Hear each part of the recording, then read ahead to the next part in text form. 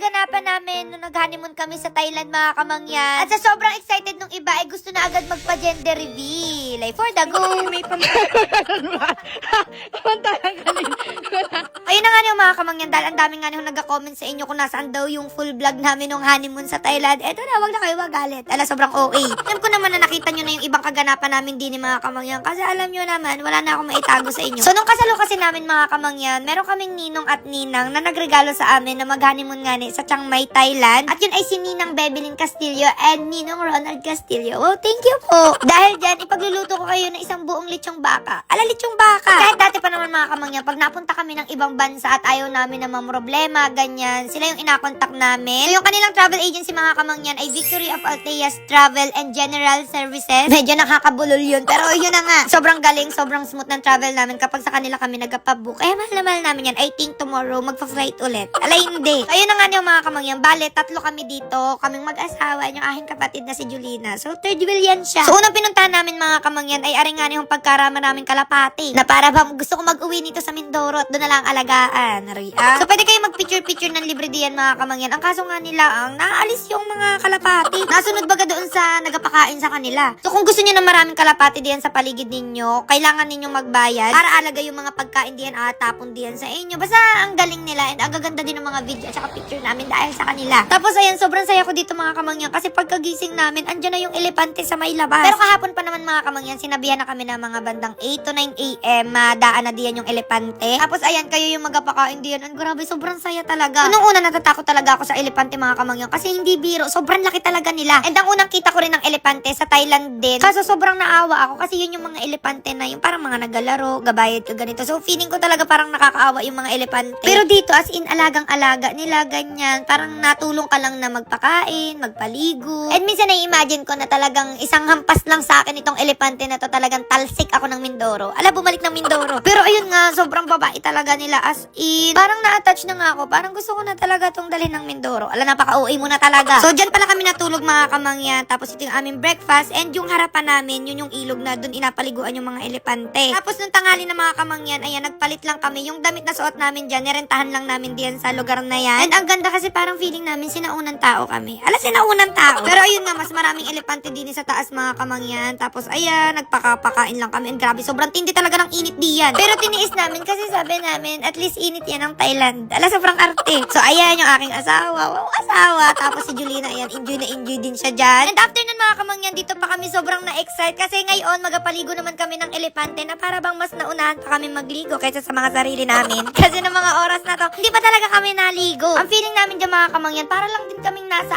amin, gawa ng meron din kaming parang ganyan. Yung kapag malabo, ang tawag niyan sa amin, sapa. Sa ganyan kami dati nanghuhuli ng mga tulya, gayaan. And masasabi ko, mga kamangyan, na isa to sa pinakamasayang bansa na napuntahan namin kasi wala, talagang nag-enjoy lang kami dyan ng bonggang-bongga. So dahil nga parang bundok-bundok siya, ang layo sa ingay, wala masyadong tao. Tapos after maligo, mga kamangyan, ayan, napunta dito sa isang tabi yung mga elepante, tapos inalagay nila yung lupa doon sa batok nila. So hindi ko alam kung para ba matuyo o dahil naiinitan sila. Hindi ko alam. Ala, sobrang OA. Tapos yung batang elepante diyan, mga kamangyan, tawan-tawa ako kasi parang tamad na siya sa buhay. I think same. Ala, same. Tapos ayun, ang cute namin dyan, mga kamangyan, kasi para kaming mga batang naulanan. Salamat. Tapos after nyan, mga kamangyan, sumakay kami din eh. Wala, parang iikot-ikot ka lang talaga. Si Kuya Julius yung nga dyan natatawa kasi nga parang nasa hulo laang daw siya, ganyan. Pero sa tunay, mga kamangyan, nakaka-enjoy siya kasi ang tahimik. Tapos makikita mo yung view, may mga elepante dyan, may mga puno, ganyan. Wala, kwentuhan lang kami dyan about sa buhay namin. Ala, sobrang OA. Tapos ayan, may mga falls din diyan, mga kamangyan. Tapos ayun, medyo malabo nga yung sa baba niya, hindi ka rin talaga makakaligo. Kaya yan, tambay-tambay lang kami diyan. Hindi ko alam kung sadyang ganyan or nagkataon lang nung punta namin. Pero ang dami din nagapunta, nagapa-picture. Tapos kinabukasan, mga kamangyan, ayan, din naman kami nagpunta para mga water activities. Oh, water activities. So, hindi na kami nakapagdala ng camera doon sa pinakambaba, mga kamangyan, nung inikot namin yan, na naglangoy-langoy kami. Pero grabe, para kami mga bata sa sobrang saya. Tapos ayan, sobrang nag-enjoy din kami dito sa kanilang zipline, mga kamangyan, kasi kitang-kita mo yung view kasi sobrang lawak nito, lalo sa personal. Dati takot na takot ako sa zipline, mga kamangyan, kasi syempre yung iba sobrang taas talaga na parang wait lang, parang mahuhulog naman na. Pero kapag natry nyo ng isang beses, nako, parang gusto nyo na lagi na itry. Kinabukasan ulit, mga kamangyan, ayan, para naman ang gusto na namin talaga magpakapagod sa buhay. At na talaga trinay namin din, mga kamangyan, ito, ang dami mga parang mga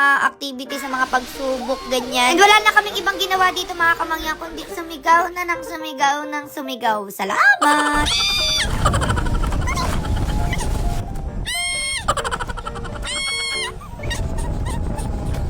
kamangyan, grabe, kapag napunta kayo ng Chiang Mai, Thailand, i-try nyo to kasi sobrang saya. So, after nyan mga kamangyan, dito naman kami pumunta and sobrang kakaiba ari kasi para siyang mga batong malalaki. Pag atingnan mo siya, parang sobrang dudulas, pero hindi kasi makakalakad ka lang diyan. Pero, ayun nga, nag-iingat pa rin kami. Kasi feeling namin anytime madadapa kami, madudulas kami. Kasi kapag tingnan mo, parang talagang wait lang, parang mababago ka na lang anytime. Pero dito nung inaakyat namin to mga kamangyan, ang dami namin mga kasabayan na iba't ibang lahi. So, talagang inadayo rin talaga tong lugar na to. And after nun mga kamangyan, grabe, itong napuntahan namin para kami nasa ibang mundo, para siyang hindi totoo. Kasi sobrang ganda niya, parang kailan lang nakikita ko to sa internet. Gaya nga nung nabanggit ko sa inyo nung nakaraan mga kamangyan, yung iba na napunta dito, mga nag-costume sila ng mga fairy-fairy. Yung kulay ng tubig, hindi ko alam kung totoo ba yan o hindi. Pero grabe, inadayo din talaga to ng bonggang-bongga. Parang anytime na may mga lalapit na lang sa'yo ng mga diwata.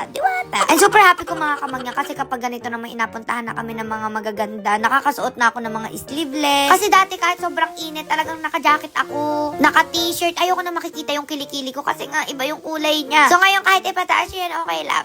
And naipakita ko na yan ng ilang beses sa inyo mga kamangyan. Ang inagamit kong product sa kilikili ko, ayun nga ni Hong Casey. So meron silang sabon mga kamangyan and ang pinaka-favorite ko yung kanilang serum cream. Meron niyang 5% glycolic acid, so perfect yan kapag mga maitim ang kilikili, may chicken skin, may amoy, nagapawis. Lahat ng kailangan nyo nandiyan na and matagal nyo rin yung magagamit. So consistency is the key mga kamangyan and ayun, sobrang excited na ako na lahat tayo makapagsuot ng gusto nating suotin. And ang masasabi ko lang, magigigil sa inyo yung mga partner nyo kapag ginamit nyo yan. Sobrang OA. Ayun, balik na tayo dito mga kamangyan. Grabe, sobrang nag-enjoy talaga kami dito sa Chiang Mai, Thailand. Sa sobrang saya, parang gusto ko na lang dito tumira. Hindi. So ayun na mga kamangyan, mamili pa rin ako na bibigyan ng gift. Basta i-follow nyo lang ang ating page at share ng video. Okay, hanggang dito na ang ating video. Tabalitaan ko kayo kapag meron na kayong online pamangkin. For the go!